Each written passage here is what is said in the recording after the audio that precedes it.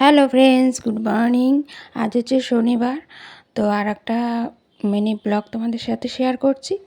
সকালে উঠে ডেইলিকারের মতো এই যে ঘরদোরগুলো একটু ঝাড় দিয়ে নিচ্ছি, বাসি ঘরদোর আর কি।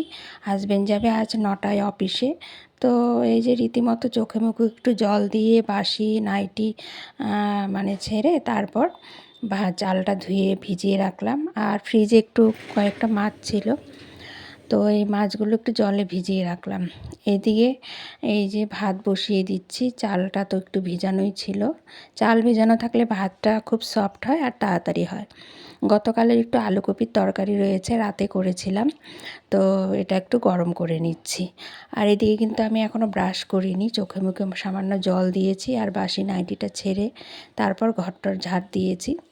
তো এদিকে ভাত বসিয়ে এই যে ব্রাশটা করে নিচ্ছি।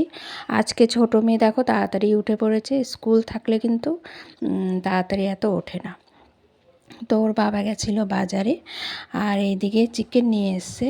তো চিকেনটা করব, মাছটা আর করব না, কারণ সময় হবে না। তো সকাল সকাল চিকেন রান্না করতে অনেকটাই সময় লাগে কষাতে। তো চিকেনটা ধুয়ে আমি এই যে টক দই ছিল, টক দই, নুন, হলুদ, লঙ্কার গুঁড়ো এইসব দিয়ে একটু ম্যারিনেট করে রাখলাম যাতে তাড়াতাড়ি হয়। এদিকে হাজব্যান্ড বলছে যে দাও আমি সব কেটে দিই, মানে চিকেন করতে যা যা লাগবে তো সব কেটে দিচ্ছে।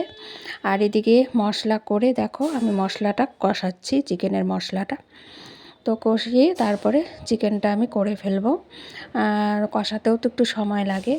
তো মাংসটা দেখো অনেকক্ষণই ম্যারিনেট হয়েছে। আর টক দই দিলে কি তাড়াতাড়ি হয়ে যায়। হাজব্যান্ড যেহেতু অফিসে যাবে, আমাকে তো রান্নাটা কমপ্লিট করে দিতে হবে। তো কথা বলতে বলতে দেখো রান্নাবান্না কমপ্লিট। লাল লাল চিকেনের ঝোল। তোমাদের কেমন লাগলো এই চিকেন রান্নাটা একটু আমাকে কমেন্ট করে জানিও। তো দুদিন থেকে তো নিরামিষ খাওয়া হচ্ছে, একাদশী দ্বাদশী, আজকে একটু সবাই মিলে চিকেনের ঝোল খাবো গরম গরম লাল লাল। তো আজকের মতো ভিডিওটা এতটুকুই বন্ধুরা। যদি ভালো লেগে থাকে আমার চ্যানেলে সাবস্ক্রাইব করে দিও, পাশে থেকো। আর তোমরা পাশে থাকলে আমিও উৎসাহ পাবো ভালো ভালো ভিডিও দিতে। আজকের মতো এতটুকুই, টাটা।